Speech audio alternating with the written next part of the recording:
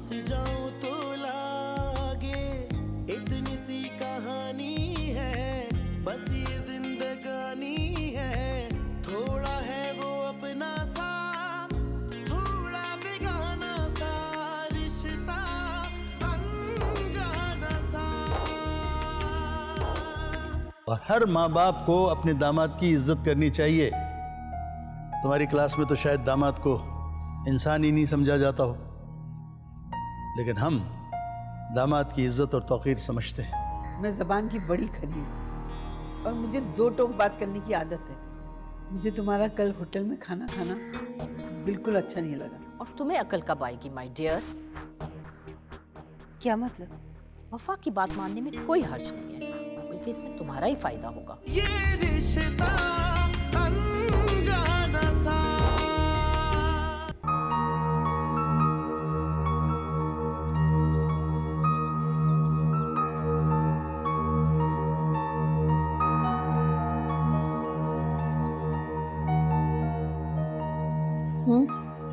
मैं कामरान खैरियत?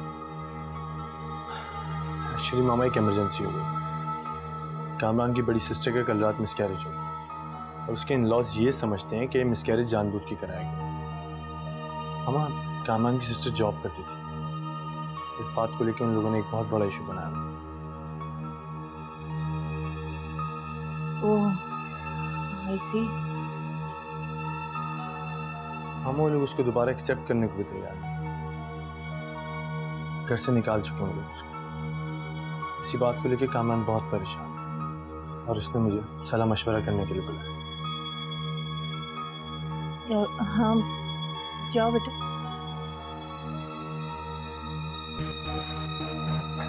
तुम्हें वहां जरूर जाना चाहिए।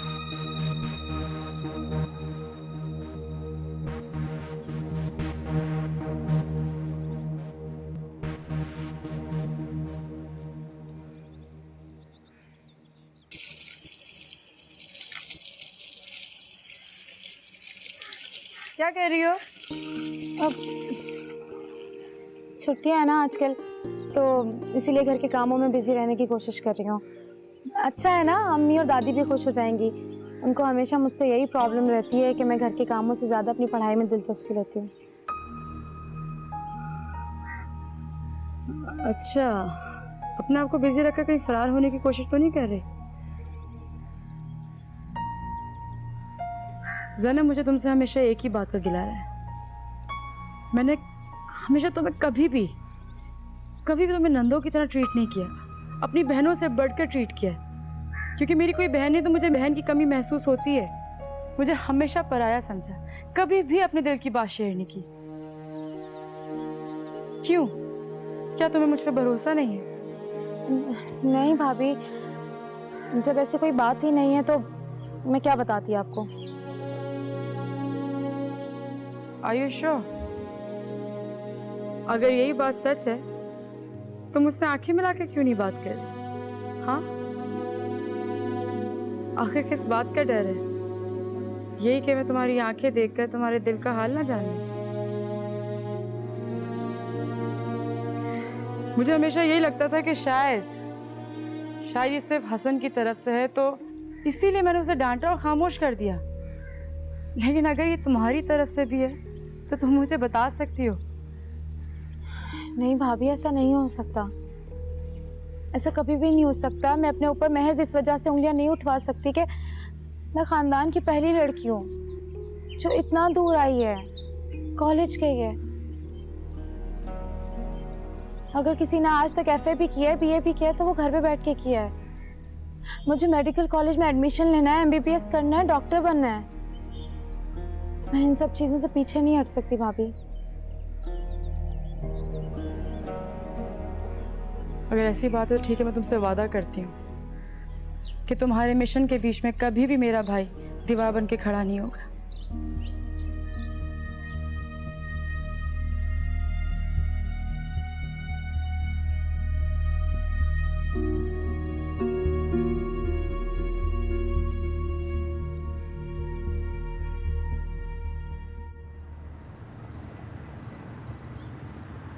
मेरी हुमैरा से बात हुई थी, ये बिल्कुल सही टाइम है वफा को फोन करने का। रहमत भी घर आ गया होगा और इस वक्त दोनों साथ होंगे। मैंने बहुत कोशिश की मम्मा दोनों को अलग करने की, मगर मैं कर नहीं सका। एक दो बार कोशिश करने से क्या होता है? लोहे को तोड़ने के लिए बार बार जर्ब देनी पड़ती है। और मियां बीवी का रिश्ता भी इसी तरह होता है, लोहे की तरह मजबूत, मगर अगर बार बार उसको जर्ब दी जाए तो खोखला हो जाता है और फिर टूट जाता है। देख क्या रहे हो? मिलाओ फोन।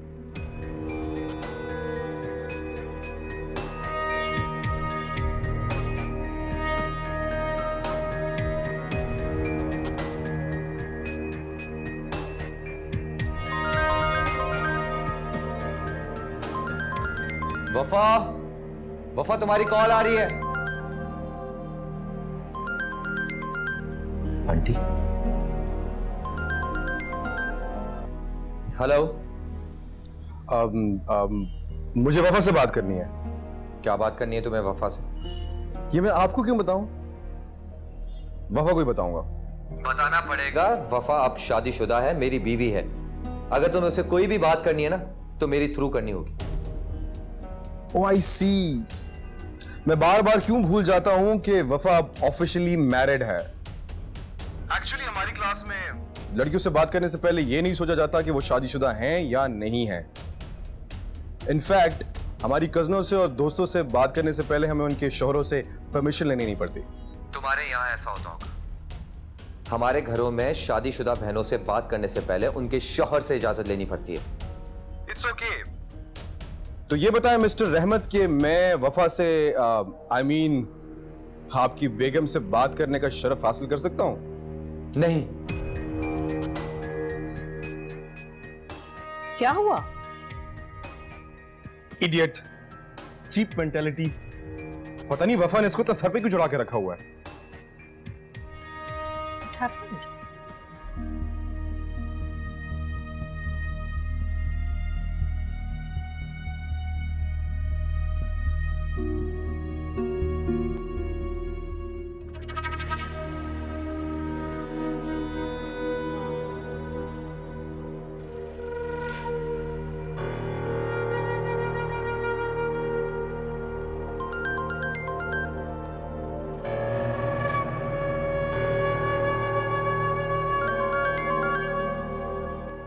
हेलो। हेलो, अस्सलाम वालेकुम रहमत भाई। I am really very sorry, मैं आपको बार बार बॉदर कर रहा हूँ। वो एक्चुअली मॉम को वफा की बहुत फिक्र हो रही थी, इसलिए उसकी खैरियत जानने के लिए कॉल करना पड़ा। अगर आपको उससे मेरा बात करना पसंद नहीं तो इट्स ओके, मैं उससे डायरेक्ट बात नहीं करूंगा। आप ही मुझे बता दें कि अब वो कैसा फील कर रही है। क्यों, क्या हुआ है उसे?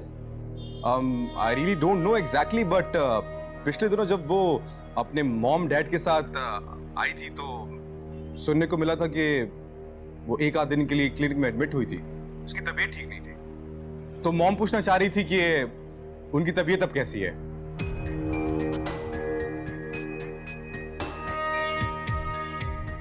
हेलो हेलो रहमत भाई।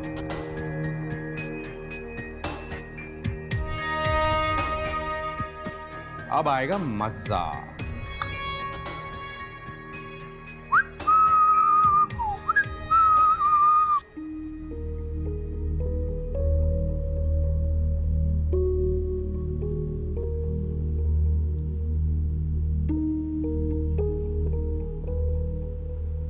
रहमत,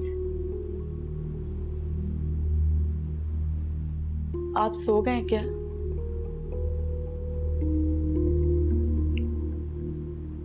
आपकी तबीयत तो ठीक है?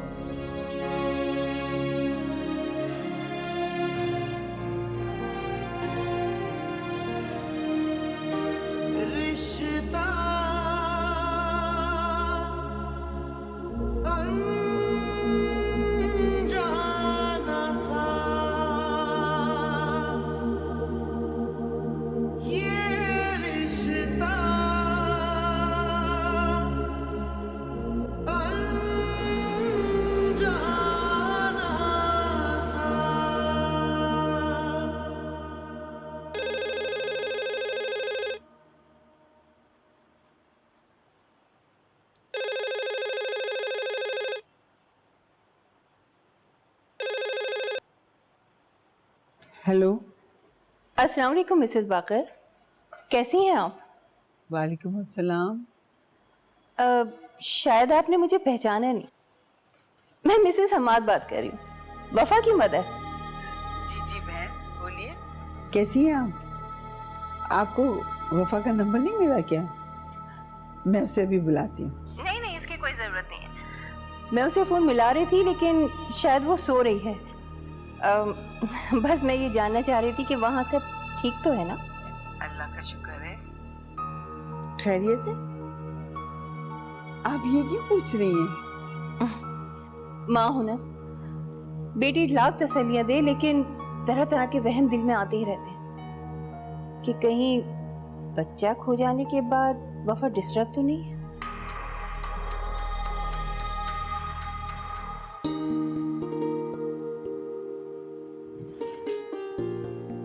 अरे आप आज जल्दी उठ गए? काम पे जल्दी जाना था क्या? आज मेरी एक्चुअली जल्दी आँख खुल गई थी। मुझे पता नहीं था कि आपने जल्दी जाना है, वरना आपके लिए भी चाय ले आती।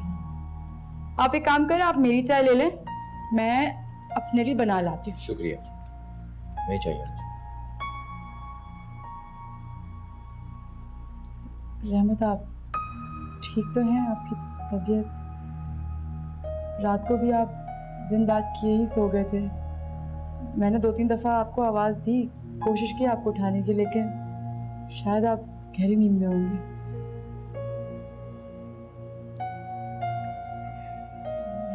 रहमत, आप खामोश क्यों हैं?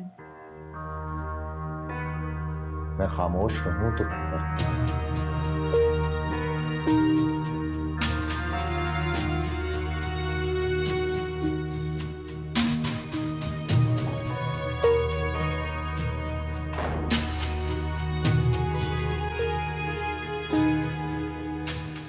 ये आप क्या कह रही हैं? मैं समझी नहीं, किस बच्चे की बात कर रही हैं आप? अरे आप इतनी जल्दी भूल गई? याद है उस दिन जब मैं वफा को लेने आई थी तो उसकी उल्टियां देख के आप कितना परेशान हो रही थी। मैं अच्छी तरह से जानती हूँ वफा में बहुत बचपना है, बहुत नाजुक मिजाज है। जब भी तो मैं उसे आकर ले गई थी ताकि उसकी ठीक से केयर हो सके, लेकिन फिर भी वफा का मिसकैरेज हो गया। चले खैर, जो अल्लाह को मंजूर। वैसे डॉक्टर भी यही कहते हैं कि गलती वफा की थी। वो चाहती तो ये बच्चा बच सकता था। मैं तो ये सोच के दिल को तसल्ली दे लेती हूँ कि वफा के सामने तो अभी सारी उम्र पड़ी है, और दिन ही कितने हुए उनकी शादी। अभी तो वफा और रहमत के एंजॉय करने के दिन हैं। बच्चों के झमेले में अभी से पड़ गए तो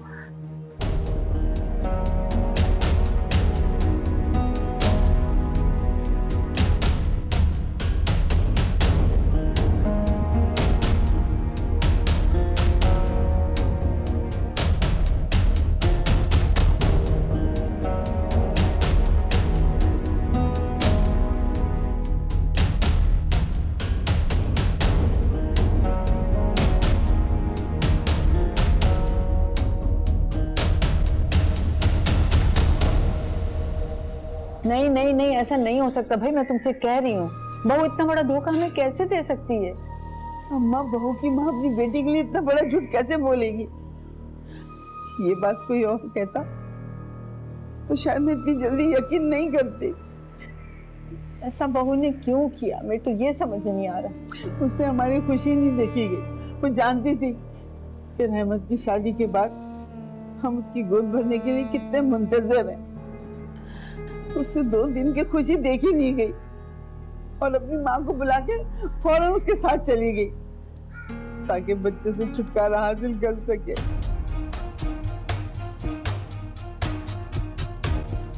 हेलो हेलो वफा, माय डार्लिंग, कैसी हो तुम? मैं ठीक, मामा आप कैसी हैं? अब तो तुम ठीक ही होगी, आखिर अपनी पसंद के लोगों में जो पहुंच गई। एनीवे, अब हम कर भी क्या सकते हैं? फैसला तो ये तुम्हारा अपना था ना। मैंने तो तुम्हें ये कहने के लिए फोन किया है कि अपने ससुराल वालों से, स्पेशली अपनी सास से जरा बच के रहना। मुझे उस औरत के इरादे कुछ ठीक नहीं लगते। क्या मतलब? वैसे तो पहले दिन से मुझे वो औरत सख्त नापसंद है, लेकिन क्या करूं, अब तुम्हारी सास है ना, तो बर्दाश्त करना ही पड़ता है। तुम जानती हो आज उन्होंने क्या किया? क्या क्या किया अम्मी ने? अभी कुछ देर पहले ही मुझे कॉल की थी और बातों बातों में मुझसे पूछने की कोशिश कर रही थी कि कहीं तुमने यहाँ आकर अबॉर्शन तो नहीं करा लिया। किस कदर घटिया मेंटेलिटी के ससुराल वाले हैं तुम्हारे।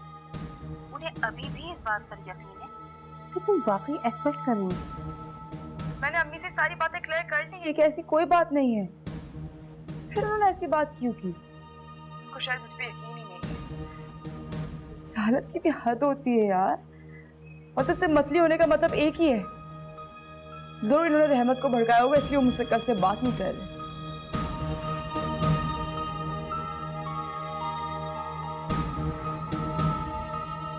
अरे इसका मतलब है रहमत और वफा का रिश्ता खतरे में। अम्मी मुझे खुशी तो इस बात की है कि अब वफा को ना हकीम बाबा की दवाई देने की नौबत नहीं आएगी। तो और क्या, वो तो अपनी माँ के घर से ही पक्का काम करके आ चुकी थी। अब क्या होगा अम्मी? रहमत वफा को घर से निकाल देगा ना? इतना आसान नहीं है जितना तुम समझ रही हो। नई नई शादी हुई है और वो भी पसंद की। अरे वफा 2 टसवे भाएगी ना तो रहमत का दिल पिघल जाएगा और वो उसे माफ कर देगा। मजा तो तब है कि वफा अकड़ जाए और वो उसे माफ ना करे, इधर रहमत अकड़ जाए, फिर असल काम शुरू होगा। अच्छा बात सुन, तूने ना एक बहुत जरूरी काम करना है। तुझे ना वफा के साथ दोस्ती करनी होगी ताकि उसके गुस्से को मजीद भड़का सको। आई बात समझ में या समझाऊं? समझ गई हूँ। समझदार तो है मेरी बच्ची, लेकिन बस क्या करे। मैंने कहा था ना तुमसे, ये प्लान जरूर कामयाब रहेगा। इन मिडिल क्लास लोगों का यही तो एक वीक पॉइंट होता है। अपना खून होने वाला बच्चा, औलाद की निशानी, खानदान का वारिस। अब तुम देखना, इस बात को लेकर रहमत के घर में इतना बड़ा इशू बनेगा ना। लेकिन बाबा, अगर किसी को ये पता चला कि हमने झूठ बोला है तो? कैसे पता चलेगा? कौन यकीन करेगा वफा की सास की बात पर? बस तुम अपनी बात पर डटी रहना। तुम देखना वफा खुद इन लोगों की जाहिल बातों पर लानत भेजकर घर आ जाएगी। और इस दफा जब वो घर आई ना तो वो दोबारा उस घर कभी पलट कर नहीं जाएगी।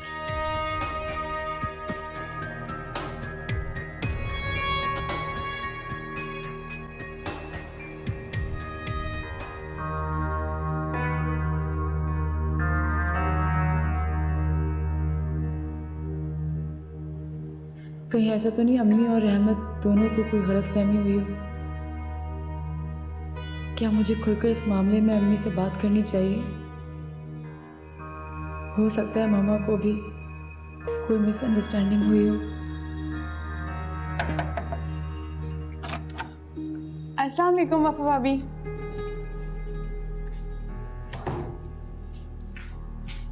कैसी हैं आप? मुझे पता लगा आपकी तबीयत कुछ खराब है। मैं आपसे उसी वक्त पूछने आने वाली थी, लेकिन वो हमारे खादिम भाई है ना, उनकी तबीयत भी बहुत खराब हो गई थी। भाग दौड़ में टाइम ही नहीं मिला, वरना मैं आपके पास तो आने वाली थी। अब आपकी तबीयत कैसी है? ठीक है, बेहतर। अच्छा है। अच्छा, आपको पता है मैं ना कुकिंग सीख रही हूँ। सूजी का हलवा बनाया था, सोचा आपके लिए ले आऊँ टेस्ट करवाने के लिए। टेस्ट करके बताएं कैसा है? नहीं thank you so much, but तुमने बिला वजह इतनी तकल्लुफ की। मैं सूजी का हलवा नहीं खाती। अम्मी ना ठीक ही कहती हैं कि क्या जरूरत है, आपको ये सब चीजें अच्छी नहीं लगती होंगी। मॉडर्न घराने से ना आप ये सूजी बेसन के हलवे तो नहीं खाती होंगी, लेकिन मैं फिर भी ले आई थी। चलें कोई बात नहीं। अच्छा रुको, ये मैं रख लेती हूँ यहीं पर ही। अगर मुझे भूख लगेगी तो मैं खा लूँगी, बट मुझे अभी भूख नहीं है प्लीज़। अरे वफा भाभी आप कितनी अच्छी है। मानी जाने तो आपको फजूल में बदनाम कर रखा है।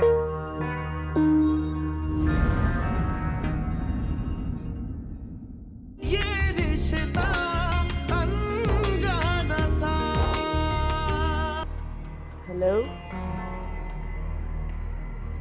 कौन बोल रहा है? हेलो, अम्मी क्या हो गया? ये क्या कह रही हैं आप? मैं ठीक कह रही हूँ। वफा को अभी इसी वक्त घर से बाहर निकाल दो। उसने जो हरकत की है किसी भी सूरत माफी के काबिल नहीं है। अल्लाह ताला सबकी बेटियों का घर बसाए रखे। खैर अब जरूरी तो नहीं है कि हमेशा बेटियों को घर बसने की ही दुआ दी जाए। कभी कभी घर टूटने में ही बेटियों के लिए बेहतरी होती है।